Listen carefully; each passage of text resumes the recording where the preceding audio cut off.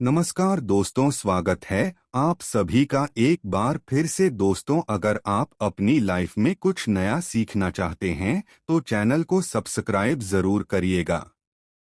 आज की जो कहानी है बड़ी ही ज्ञानवर्धक है, जीवन के महत्वपूर्ण सीख दिलाने वाली कहानी है। इसे आप जान पाएंगे कि चाहे भूखे मर जाना, लेकिन ऐसे चार व्यक्तियों से, ऐसे चार लोगों से कभी भी मदद की गुहार मत लगाना। आज की जो कहानी हम प्रस्तुत करने जा रहे हैं, यह कहानी बड़ी प्रेरणादायक है। यह कहानी आपको आपके जीवन में ढेर सारी प्रेरणा देगी। इसमें बताई बातों पर आप अमल करेंगे तो जीवन में कभी धोखा नहीं खाएंगे। आपको तकलीफ देने वाले के साथ, आपको दुख पहुंचाने वाले के साथ चतुरता के साथ कैसा बर्ताव करना चाहिए, यह भी यह कहानी आपको सिखाएगी। हमारे जीवन का समय का पहिया चलता रहता है और कभी कभी ऐसा समय आता है कि हमें एक दूसरे की मदद की सख्त आवश्यकता होती है। लेकिन हमें किन लोगों से मदद नहीं मांगनी चाहिए और किन लोगों से हमें मदद की गुहार लगानी चाहिए, आज के इस वीडियो में आप जानेंगे। कई लोग ऐसे दुष्ट प्रवृत्ति के होते हैं जिन लोगों से यदि हम मदद मांगते हैं तो मदद करना तो दूर की बात है, वो लोग हमारा ही अहित कर देते हैं। इसलिए ऐसे चार लोगों से कभी भी मदद की गुहार लगाएं, ऐसे चार लोगों से हमेशा बचकर रहें। बताने से पहले आपसे गुजारिश है कि वीडियो को पूरा अवश्य देखें, क्योंकि अधूरी जानकारी आधा अधूरा ज्ञान हमेशा घातक होता है। वीडियो को शेयर भी करें और चैनल को सब्सक्राइब करके बेल आइकन जरूर दबाएं। आते हैं कहानी पर। एक जंगल में एक करवा कवि का जोड़ा रहता था। सूखा पड़ा था तो वह जंगल करीब करीब नष्ट हो चुका था।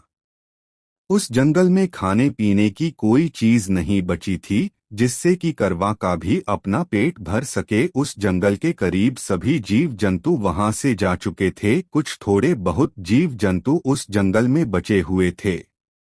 कवि का जोड़ा भोजन की काफी तलाश करता, लेकिन उनको कहीं पर भी भोजन नजर नहीं आता। 3-3, 4-4 रोज उन्हें भूखे रहना पड़ता। 4-4 दिन तक उन्हें भोजन ही नहीं मिलता। उनकी स्थिति काफी दयनीय हो चुकी थी। एक दिन वह भूखे पेट परेशान होकर एक वृक्ष की डाली पर बैठे हुए थे। उसी समय एक शिकारी कुत्ता अपने मुख में मांस का टुकड़ा दबाए उसी तरफ आ गया जिस वृक्ष पर करवा और कवि बैठे थे। उसी वृक्ष के नीचे आकर वह शिकारी कुत्ता बैठ गया और कभी उसे ध्यान से देख रहे थे। उसके मुंह में खाने की चीज को देखकर कवि ने उस कुत्ते से कहा कि भाई, हम 4 दिन से भूखे हैं, 4 दिन से हमें कहीं भोजन नहीं मिला। अगर आप इस मांस में से थोड़ा सा टुकड़ा हमें दे दें तो आपका बहुत भला होगा, हमारी भूख शांत हो जाएगी। शिकारी कुत्ते ने ऊपर देखा, थोड़ा सोचकर करवा और कवि से कहा कि ठीक है, मैं तुम्हें इसमें से आधा टुकड़ा दे दूंगा। कुत्ते ने बड़े ही प्यार से बात की और बोला कि तुम दोनों नीचे आ जाओ, हम तीनों मिल बांटकर इस मांस को खाएंगे। दोस्तों कहते हैं ना कि बेईमान की दो निशानी, नीचे गर्दन मीठी वाणी। यह दुष्ट लोगों की निशानी होती है, बेईमान लोगों की निशानी होती है। उनकी वाणी हमेशा मीठी होती है ताकि सामने वाले को कभी ऐसा एहसास भी न हो कि हमारे साथ यह कुछ गलत करने वाला है। इसलिए वे अपने वाणी में मिठास रखते हैं। वे बड़े नम्रता से बात करेंगे, उनकी गर्दन हमेशा नीचे रहेगी। आपको यह एहसास भी नहीं होगा कि सामने वाला हमारे साथ कभी गलत भी कर सकता है। तो इसलिए कहावत बिल्कुल सही है कि बेईमानी की दो निशानी, नीचे गर्दन मीठी वाणी। और इसी तरीके से वह कुत्ता भी कवि से बात कर रहा था, बड़े प्रेम से करवा और कोभी को भोजन करने बुला रहा था। कह रहा था कि नीचे आ जाओ, हम तीनों मिल बांटकर इस मांस को खाएंगे। भूख से परेशान कवि ने पेट से उठना शुरू किया, लेकिन मैंने ने तुरंत उसे रोक लिया। कवि ने पूछा, कहाँ जा रही हो? कवि ने कहा, मैं उस कुत्ते के पास जा रही हूँ मांस खाने के लिए, वह हम दोनों को भोजन खिला रहा है।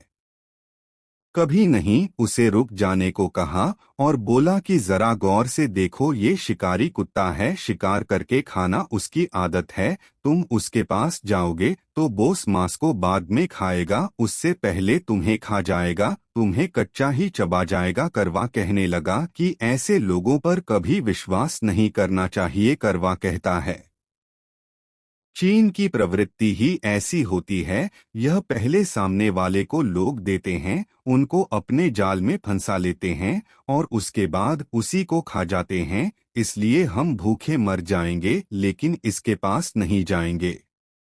यह उस मांस के टुकड़े को बाद में खाएगा, पहले हमें चबा जाएगा। कवि ने कवि को रोक लिया और उसे एक छोटी सी कहानी सुनाई। इस कहानी को ध्यान से सुनिए। कवि कहता है, चाहे भूखे मर जाना, लेकिन ऐसे 4 लोगों पर कभी यकीन मत करना, कभी विश्वास मत करना, कभी भी सहायता की गुहार मत करना। वो आपकी सहायता करने के बजाय आपका ही भी करेगा। मौके का फायदा उठाकर वह अपनी इच्छा को पूर्ण करेगा।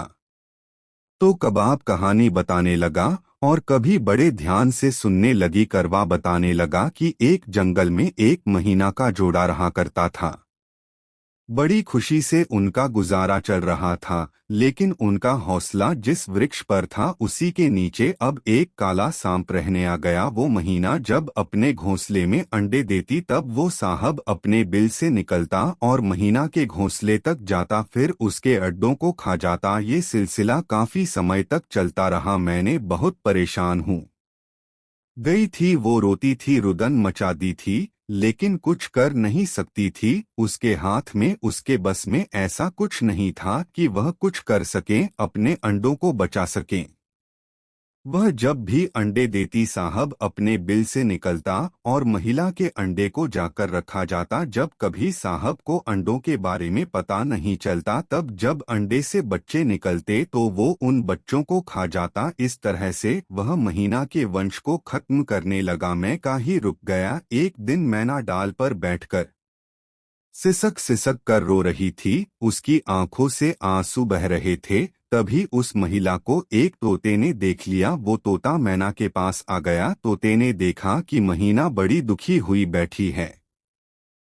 तब उसने पास आकर मेहनत से पूछा कि महीना, क्या बात है, तुम रो क्यों रही हो, तुम बड़े दुखी नजर आ रही हो। तब महिला ने उस तोते को वो सारी कहानी सुनाई। वो कहने लगी कि इसी वृक्ष के नीचे एक बिल है, उसमें काला सांप रहता है और मैं जब भी अंडे देती हूँ तो उन अंडों को वह सब खा जाता है।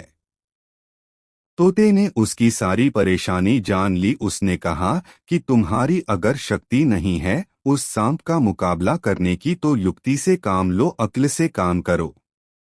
अगर कभी कोई बीमारी हो जाए तो उसका इलाज करना बहुत जरूरी होता है। अगर समय पर उसका इलाज नहीं किया जाए तो धीरे धीरे वो बीमारी बड़ा रूप लेती है, खतरनाक साबित होती है, जानलेवा बन सकती है।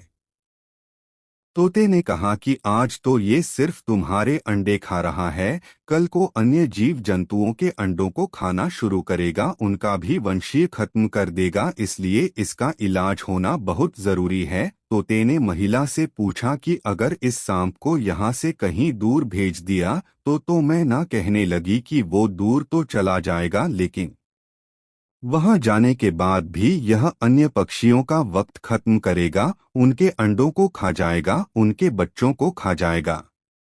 ठीक है, दूसरी तरकीब निकालता हूँ, तोता बोला और कुछ सोचने लगा, अपना दिमाग चलाने लगा। फिर अचानक से बोला कि अगर इसको नष्ट कर दिया तो मैना बोली, अगर यह नष्ट हो जाए तो बहुत ही अच्छा, सभी जीव जंतु सुख शांति से रह सकते हैं, लेकिन इसे मारेंगे कैसे? तोते ने महिला से कहा कि तुम फटाफट मेरे साथ चलो, हम एक झील पर जाना है, हम उस झील से कुछ मछलियां लेकर आएंगे। तब महीना